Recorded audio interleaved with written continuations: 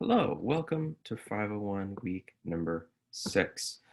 Um, Skies have cleared up a little bit where we are, as you can see behind me, just not really where I am. I decided to record the 501 instructor video, the Golden Gate Bridge. Now just my Zoom backgrounds have disappeared and this is the default one. So we're going with it, which is kind of the theme of this school year. Depending on where you are living, what county you are teaching in, you may or may not be able to be, your school and your district or just your school might be able to be opening in the coming week. My school's in Santa Clara County and we are opening on Wednesday.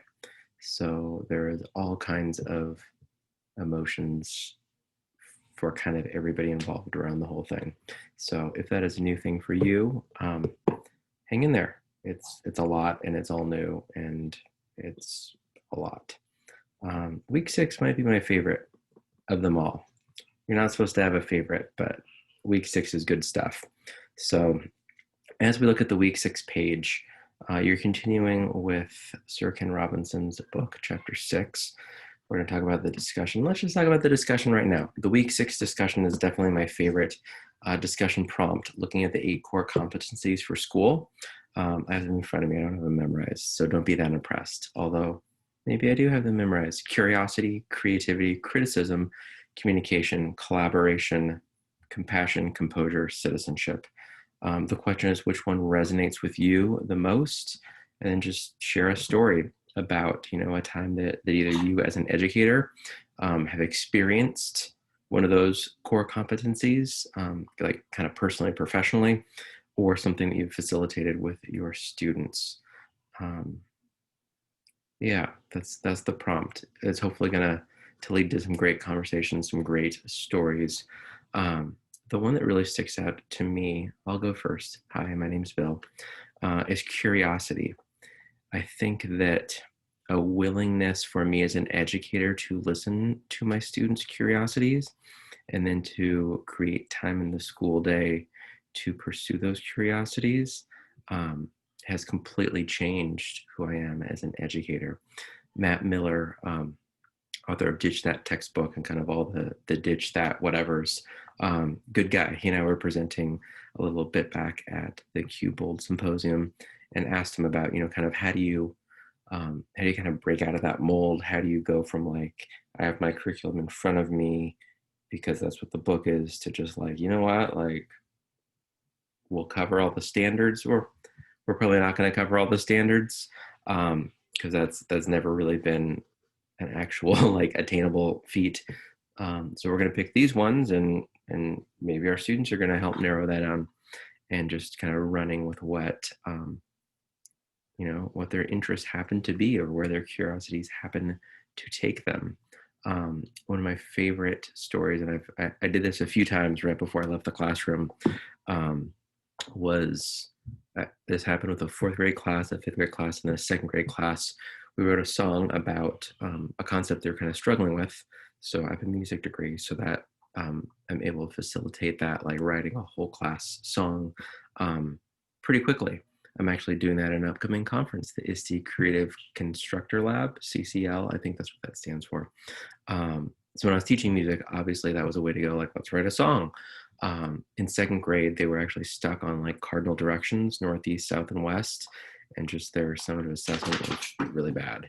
So we wrote a song about it, and sure enough, every 2nd grader just like really like deeply understood what north was, because like that's a hard thing. It's a hard 2nd grade standard. Is that like, this is my right, that's your right. If we're looking at each other, our rights are opposite, but north is always north, and north is not in front of me, east is not necessarily to my right.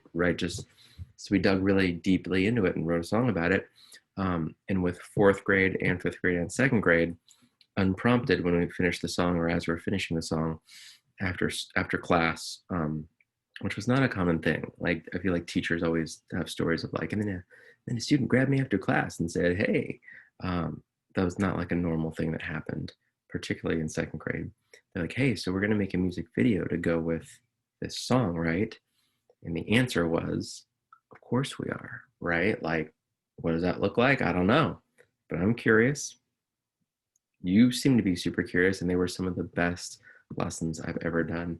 Being able to bring in visual literacy into the lessons, just, on and on, like the amount of content standards that we were able to hit while recording a video was so, so cool. So that is the discussion post prompt. Curiosity is my answer as we continue to look at week number 6. Actually, no, I brought up the ISTE Creative Constructor Lab. I think that's what it is. Let's do a quick Google. ISTE CCL. It's for a full week, I think, October 3rd to 10th. Yes, it is. It's coming up now. The Creative Constructor Lab Virtual. This used to be several $100s to attend, plus, airfare, plus being out of town, plus hotel, plus food. It's about $100. It is October 3rd to 10th. It is all virtual. Can we just say online? It's great. I know a number of the featured speakers, some super well, and I'm presenting twice. I'm presenting around the Clips app and how it enables educators and students to quickly create videos. Spoiler alert, live titles is amazing. It will give you closed captioning in real time as you make a movie. So, so powerful. Such an important accessibility and equity thing that we can do as teachers. And then I'm also on Tuesday, October 6th in the evening, talking about, we're actually gonna, write a song together about using GarageBand to bring songwriting into all the things as an educator. So I would imagine you are overwhelmed between this course, you're taking another course, and just being an educator in this world right now. It's a lot. But if you're looking for something else, the ISTE Creative Constructor Lab, it's good stuff. They reduced the price to only $100 only. I know that's a lot, but it's comparatively a really good deal. And there's some extraordinary educators that are presenting at it. The rest of the readings, you have Brumbaugh looking at YouTube and either Google Plus or just like Hangouts or Meet, or, at this point, I think we've landed on Google Meet. Same idea. I actually love the page 26 to 28 about creating song parodies. One of the authors actually initially kind of got the idea from one of my sessions, which was super cool. It's like, hey, that looks really familiar. So that's awesome to see other people using it in different iterations of it. So cool.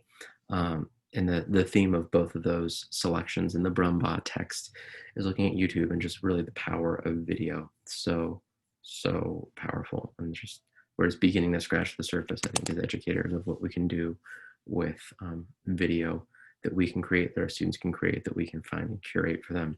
It's good stuff. You have a little bit of look ahead, but you can look ahead on your own. You're big kids. Looking at assignment number 4, the social media starter kit. This is part 2. This is where in the next week, you actually need to engage on Twitter with other educators. And so I strongly recommend going through the rubric, making sure that you have checked all the boxes, and that, as I go through the rubric to grade this assignment, I'm gonna look at it and go, yep, you did that. Yes, that's awesome. Yes, that's great. This is, I think, both an easy one to do exceptionally well on as far as grading and the rubric goes, but also one, if you just completely skip part of the rubric, you end up with a 0 on that part of the rubric, right? So just be aware of that and use that, as a kind of a checkbox. So you're gonna jump into a Twitter chat. There's 40 Twitter chats to choose from. There's hundreds of them for educators, but you're gonna pick one of those. You're gonna have at least 10 tweets sent out, not just retweets, but actual original tweets.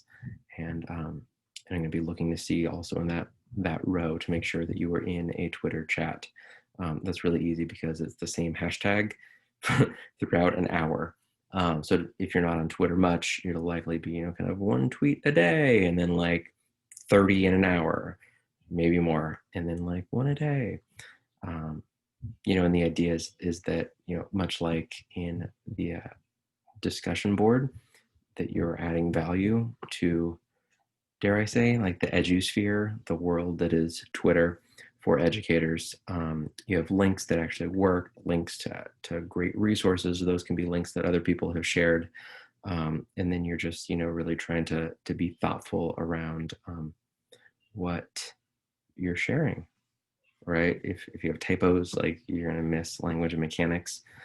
Plus it's public, so that would be kind of embarrassing.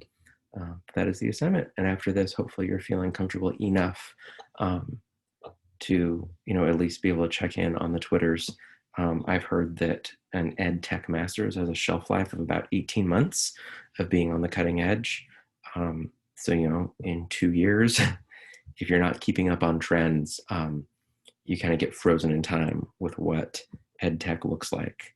Although I would imagine educators kind of moving forward now are going to have this kind of bias towards trying new things, taking risks in a way that I don't feel that we as educators have been able to do, because there's just been so much pressure. And I think pivoting to in-person and remote, and remote again, and no, back to remote, and some are in person, whatever the next 1 to 5 years will look like, and the ability to pivot and try new things.